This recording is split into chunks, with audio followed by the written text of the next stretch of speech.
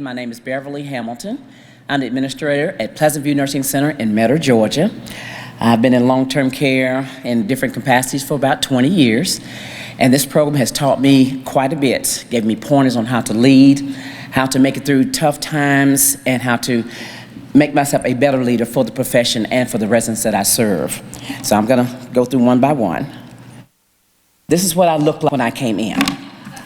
Any of y'all ever look like this?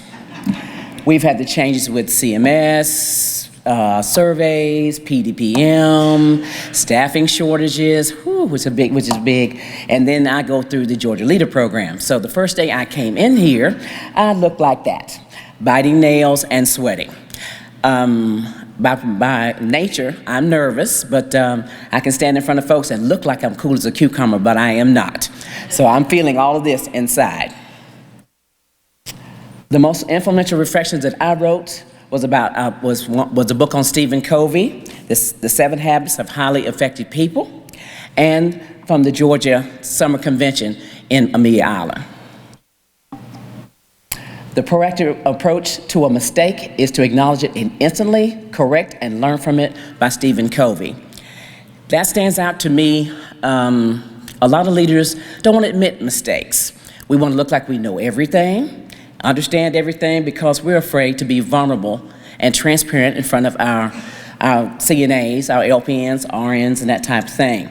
Mr. Covey, and that picture may be a little crooked, so y'all just lean to the side, okay, if you can't read it. I took that during the summer convention. I didn't have a good model to look at from online or anything like that, so I took my pictures from the convention. He has a continuum, which is a good one that I live by every day. There's 7 steps, and I'm going to go through all 7 steps, so that's my continuum. I want to show you going from dependence to interdependence. I'm kind of right in the middle there. I'm going to think win-win. The one that stands out to me the most, those are the 7 steps right there. Be proactive. Begin with the end in mind. First things first. Think win-win. Seek first to understand, then to be understood. Synergize, and then sharpen the saw. Out of all 7, the 5th one is what I live by. I seek to understand, then to be understood. A lot of our shortage in staffing and that type of thing, I think comes from the human touch.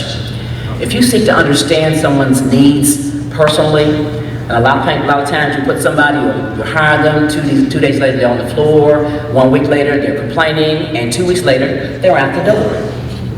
So if I'm a leader that really cares about who takes care of my residents and the community that I serve, I will seek to understand this person. They don't have to tell me anything personal about their families or what have you. I would first ask them, why? Why are you here? Why are you doing it? I mean, what motivates you every day? That'll give me an understanding of how to deal with you as an employee. How they're going to help me help my residents. Then, being understood, that is my understanding. Once I understand them, the rest is history. So that's a key one that I live off of every day. And then being proactive is another one with me. I feel if you get in front of a problem before it becomes a problem, it's never a problem. I say again, get in front of it, solve it, and it's never a problem. But if you let it seep, it becomes a real issue. And then Norma Jean and her team will come and see me, and that may not be real good. Okay, my next item that came from the Georgia Leader Program is networking. I made relationships at the Summer Convention by meeting legislators at PAC breakfast, reception for Georgia leaders, and new administrators throughout the state of Georgia.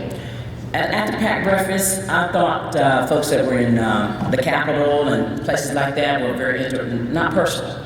They didn't care. They were there just to sit, listen to me talk, and then they're going to vote on what they want and leave it alone. The state of Georgia is not like that. They take our industry very serious. But by listening to what they have to say, actually meeting them, shaking their hands, I've met the legislators in the Metter area, as well as Chatham County, where I live. Real interesting to talk to these gentlemen and ladies that they really understand the meaning of long-term care in our state. The reception for Georgia leaders, I had never met Ms. Norma Jean up close and personal, Mr. Westbury up close and personal, Mr. Tony Knight up close and personal, the commissioner for DHCH was there, several people that I didn't even think that I would be sitting in the same room having cocktails and hors d'oeuvres. But it happened. Only through this program did I get to meet these folks up close and personal, and I truly appreciate that. Meeting new administrators throughout the state of Georgia, Miss Kaylin, who I didn't know that was Debbie Mead's daughter until today. She's very nice. But then meeting folks that I've never seen before, never had any inkling of coming and rubbing elbows with. I met and enjoyed their experiences and learned from them as well. So the program put me out there in places I would never ever seek to go, because I was one of those folks that sat in the back. And I watched. I moved from side to side, convention to convention, sat in the back. Then eventually I came to the middle, then I came to the front, and I said, you know what, Beverly, give it a try. You need to learn to speak in front of people and learn how it is to be a leader, to speak out for your industry. And that's the reason why I'm really applying, standing here before you today. In conclusion, I want to thank, I'm not going to go verbatim up there, I'm going to come from the heart. I want to thank Ms. Mindy and Carrie for selecting me for the program. And in mind, I've committed my life to long-term care in one capacity or another. In talking about parents, my parents died within 20 days of each other.